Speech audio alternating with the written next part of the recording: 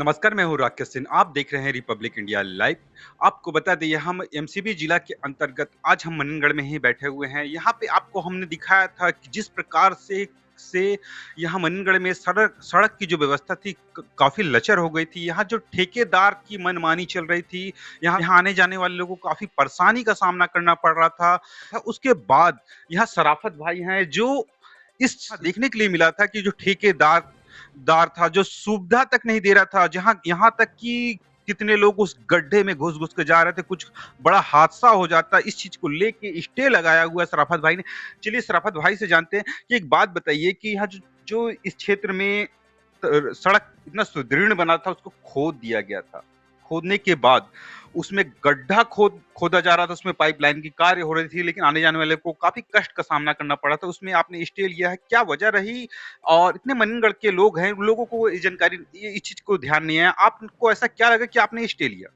देखिए, सबसे बड़ी बात ये है कि ये जो भारत पेट्रोलियम का जो काम होना है, उसके तहत गैस पाइपलाइन पूरे शहर में बिछाने का काम चल रहा था।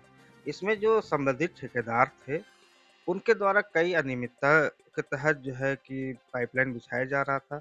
जो नियम और शर्तें थी, जो भारत और पेट्रोलियम के ठेकेदार और नगर पालिका परिषद मनेनगढ़ के बीच में जो जो साइन हुआ था, जो दोनों में एमओयू हुआ था कि 52 किलोमीटर पूरे मनेनगढ़ में पाइपलाइन की विस्तार होना था।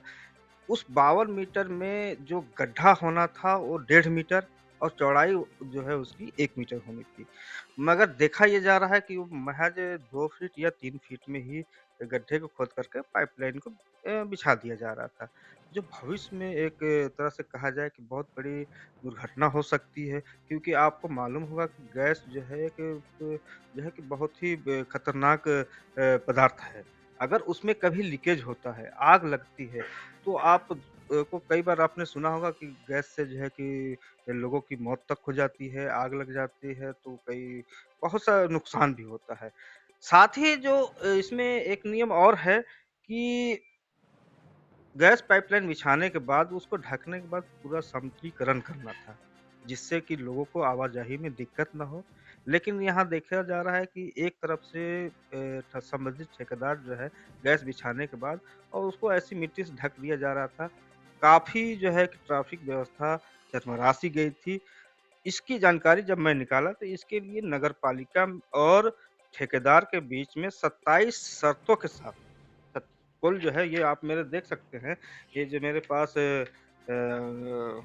अनुमति के पेपर हैं, इसमें स देखिए 27 प्रकार की शर्तें इसमें लागू हैं।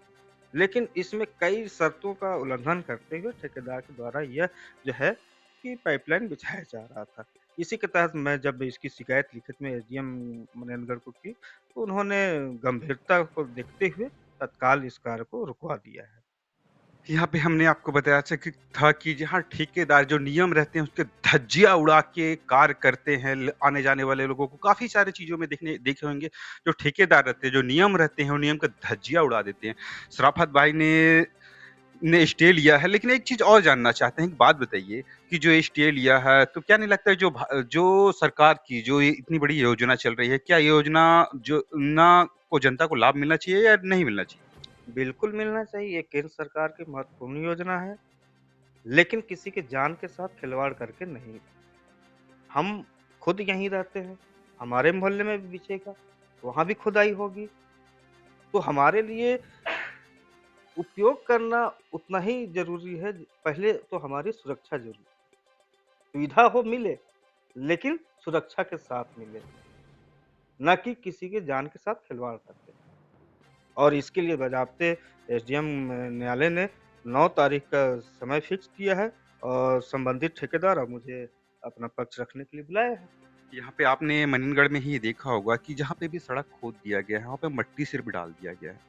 यहाँ पे भी आने-जाने वाले लोगों को अभी भी स्टे लग गया है। अभी भी काफ़ी कष्ट का सामना करना पड़ रहा है। काफ़ी वहाँ गाड़ी हैं, लेकिन वो गाड़ी वाले नहीं जा पा रहे हैं। अभी हाल ही में बरसात भी आने वाला है।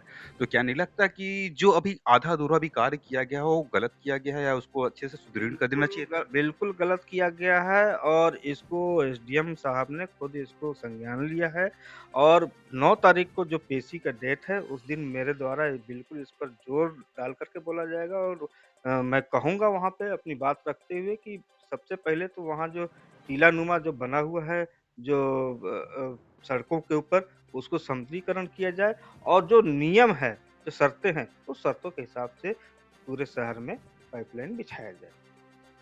अब इसमें देखना होगा कि जिस प्रकार से ठेकेदार या नियमों को धज्जियाँ उड़ा के कार्य करते हैं, उसी तरीके से कार्य करेंगे या जो स्टे लगा हुआ है, जो स्टे लगा हुआ है, जो शर्त है, वो शर्त का पूरा पालन करते हुए करेंगे। ये देखने वाली बात है।